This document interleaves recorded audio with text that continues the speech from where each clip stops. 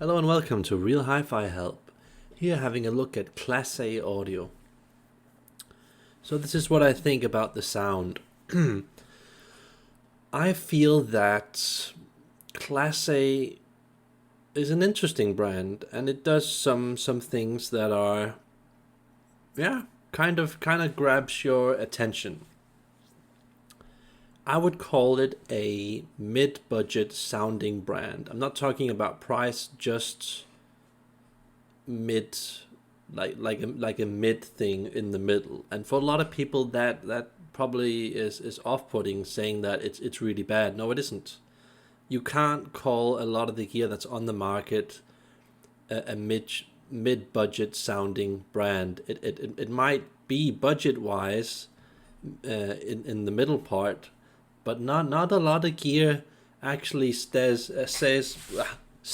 in the middle, delivering that type of sound. So it's interesting. It's new, it's fancy, it's forward, it's got this clean cut style. It's a lot about fastness. I feel it's a very much of a Class D type of sound. Not all people will like that, but it still has a bit of that warmth, character, taste, glow style. And it does it at the low, mid, and top models. And again, not many brands can do that. So, yeah, even some people, when they start their hi-fi journey, they might look in the store and see this as probably the most expensive gear in the store, and then they think, well, this is probably the best sounding equipment that you can get a hold of.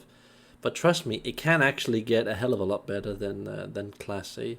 And I'd just like to say that it has character, direction, appeal, sexiness, and a bit of a aggressive top end. And there's just, to some degree, it's exciting to listen to. But also, I feel in a way, sorry, clearing my throat. I feel in a way it also falls a bit flat because you just get this like digital Class D type of promising something but not quite delivering it. And it would easily beat most models from Yamaha, Denon, Cyrus, Kenwood, Technic, Sony, Philips, and many other brands. Most of the things that they make easily. And I'd like to say that I've listened to most Class A gear, but then we're talking about this type of gear, from the 80s, 90s, and around 2000 to 2015, that sort of gear. I haven't listened to the new stuff. And looking at the insides of it, doing a Google picture search, it does seem like they're building it in quite a different way. So it could be that they've taken it in a very completely different direction. So that new Class A, I haven't heard that sound. I'm sorry.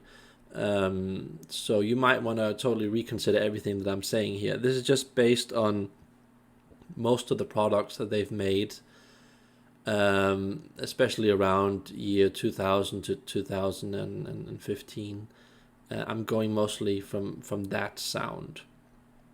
And I would say that, even this being a minus negative thing, it still manages to keep up with gear like the lowest Macintosh, Mark Levinson, and Pass Labs type of gear, and then we're talking about like integrated Pass Labs, and the lower, probably older models of Mark Levinson, and especially when I think of gear like the MA 6500 and the 6600 for Macintosh.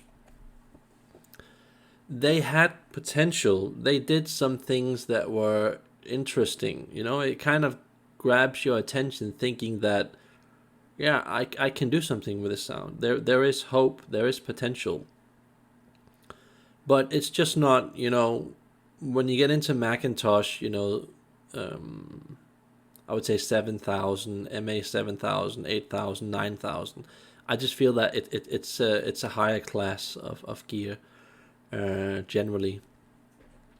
And when you get into the pass labs, the mono blocks and the really good top preamps that they make, again, I just feel that it's more consistent, better somehow, just better structure, better in many ways.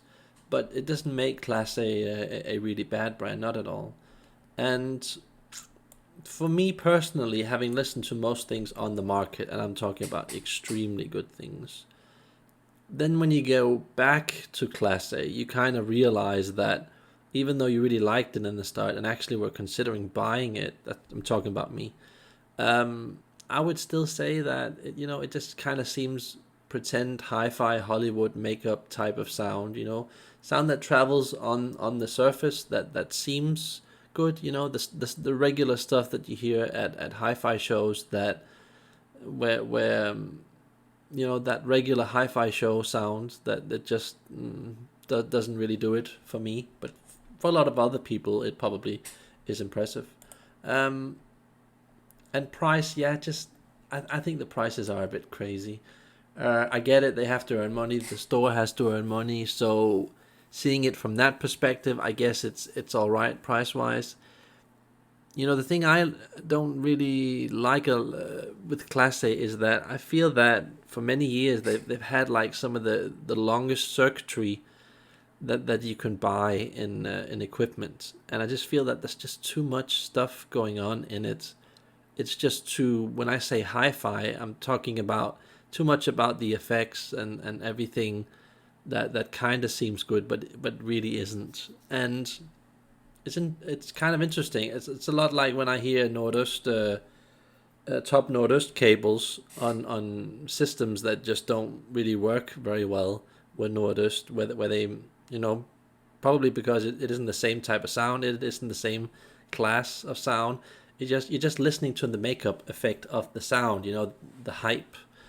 And weird thing, most Class A owners, they also have B&W speakers. I have no idea why this is, but and I would say that's also kind of something that makes Class A for me worse because I generally don't like B&W speakers.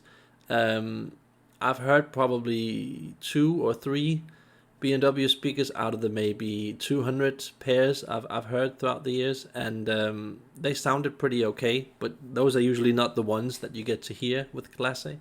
It's usually the older, more moldy ones, or the really big, modern ones that you get to hear with Classé, and I just don't. I mean, I guess that they fit pretty okay together.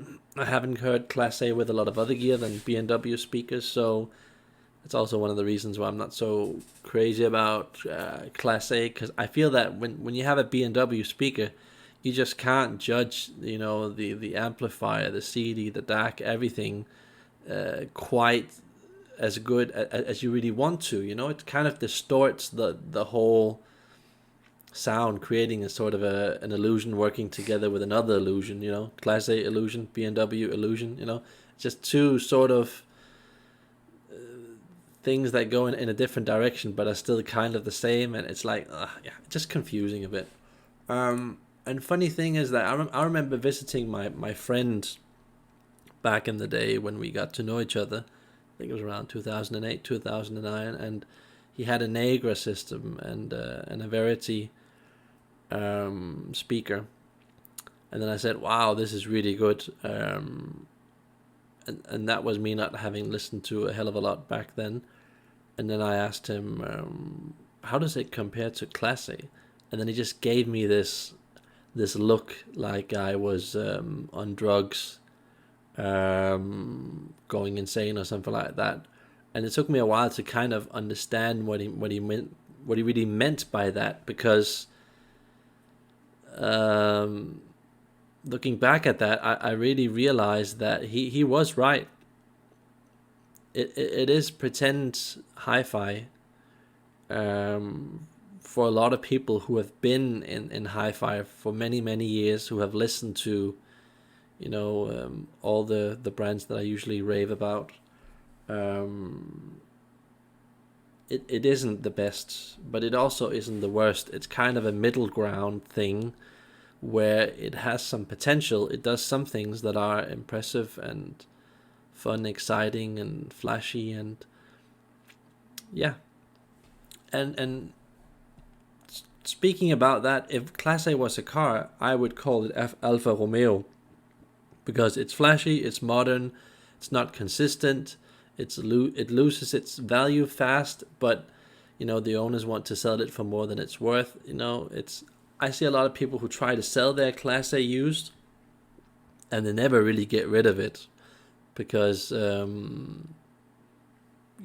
think it's because of price, because a lot of people just want to pretend that it's Macintosh level of gear or Mark Levinson or Paslabs, and I feel that it's a bit below that. It's a bit below that, more compared to the lower models that they make, which is kind of okay.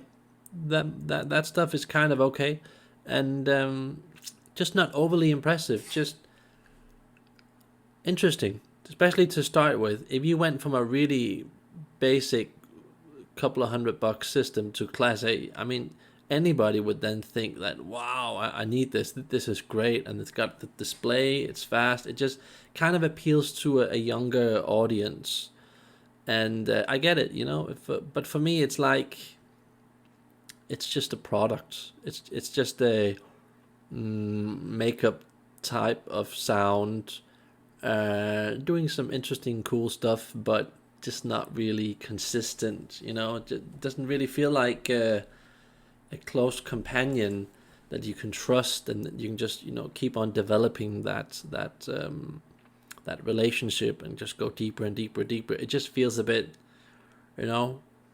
like if you were a celebrity and you didn't have a life, and everything was just glamour and makeup, going to parties constantly, doing your fake acting, banging a lot of people, just not really, getting anywhere and doing anything you really want to do, just being obliged to do a lot of meetups at a lot of different places, and just having like a hollow type of life, but on the surface just seems fantastically great, and that you're doing well, and that you're financially well off. But to me, that's Classé in a nutshell.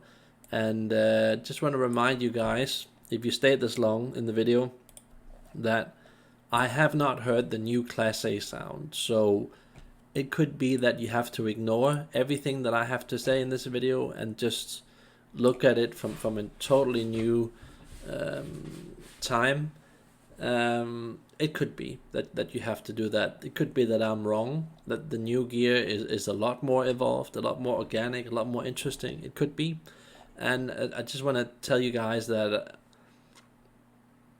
this does have some promising characteristics, some potential, and I do see some people pulling this off, actually making it sound good. So yeah, that's my take on Classé, and I hope you guys can use that. Have a nice day, and remember to like and subscribe to support the channel. Bye.